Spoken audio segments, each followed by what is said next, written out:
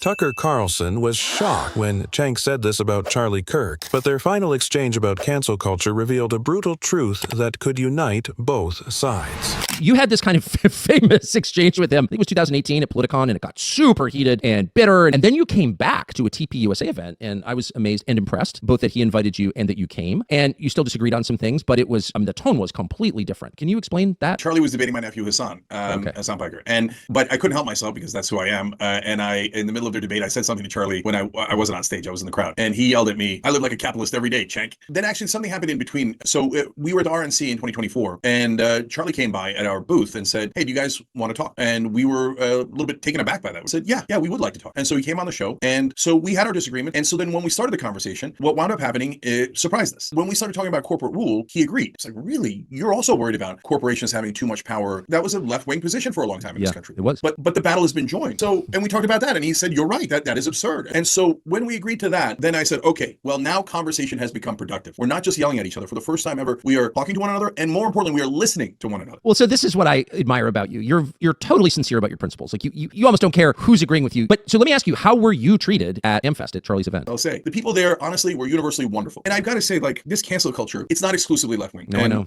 Tell me about it. I mean, the efforts that some people made to keep me from speaking at the next TPUSA thing, people I agree with on a lot of things, I was like shocked by it. Like they really hassled Charlie and just drove him to really fret and drove him to anxiety over this. Yeah. So I love what you guys said about hate speech and how it's unacceptable to pass laws on that. It's not acceptable. Yeah. Under no circumstances. The idea of making laws against hate speech in honor of Charlie Kirk. No, I know. Regulating speech is the opposite of what Charlie did in his life. So let's all keep talking to one another.